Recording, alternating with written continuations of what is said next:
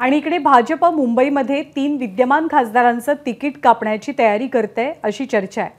गोपाळ शेट्टी यांच्या जागी पियुष गोयल यांची उमेदवारी जवळपास निश्चित मानली जाते, तर पूनम महाजन आणि मनोज कोटक यांच्या बाबतीतली अनिश्चितता सुद्धा अजूनही कायम आहे। पूनम महाजन यांच्याबाबत मतदारसंघात नाराजी असल्यामुळे आशिष शेलार यांना या जागेसाठी भाजपकडून विचारणा झाली, मात्र त्यांनी आपण लढण्यास इच्छुक नसून पूनम महाजनांना निवडून आणू असा विश्वास केंद्रीय नेतृत्वाला दिल्याची माहिती भाजपच्या वरिष्ठ नेत्यांकडून एबीपी माझाला मिळाली आहे। पुन्हा एकदा सुशांत सावंत आपल्या सोबत आहेत। सुशांत, यातले अनेक मतदारसंघ हे भाजपचे खूप सेफ मतदारसंघ आहेत, परंतु कोण असे विद्यमान खासदार आहेत ज्यांची उमेदवारी धोक्यात मानली जाते? जर आपण बघितलं असेल तर एक चर्चा होती की मुंबईतले तिन्ही लोकसभा मतदारसंघातील विद्यमान खासदार जे आहेत त्यांचा पत्ता कट होऊ शकतो।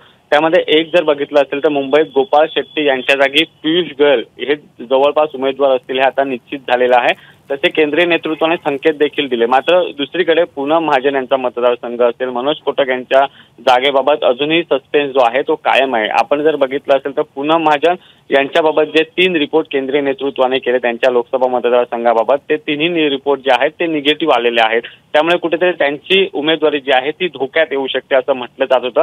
आणि याच जागेवर आशिष शेलार यांना देखील विचारणा करण्यात आली, मात्र आशिष शेलार जे आहेत ते लोकसभा निवडणूक लढण्यास इच्छुक नाहीत, तसं त्यांनी केंद्रीय नेतृत्वाला देखील कळवल्याचं आपल्याला कळतंय।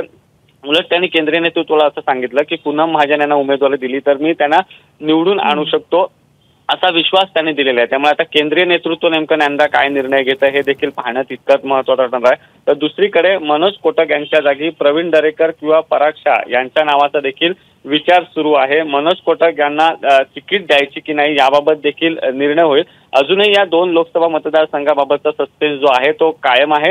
येत्या 48 तासात खरं तर भाजपच्या राज्यातील नेतृत्वाशी केंद्रीय नेतृत्व एकदा बोलणार आणि त्यानंतरच या 2 लोकसभा मतदारसंघाचा जो आहे तो अंतिम निर्णय होणार आहे। मात्र सध्या तरी एक चर्चा आहे की या 2 मतदारसंघात जर उमेदवार बदलायचे झाले तर ते कोण द्यावं, आशिष शेलार खरंच निवडणूक लढणार आहेत का हे देखील पाहणं तितकंच महत्त्वाचं ठरणार आहे। नंदा, धन्यवाद सुशांत या माहितीबद्दल। एबीपी माझा, उघडा डोळे बघा नीट।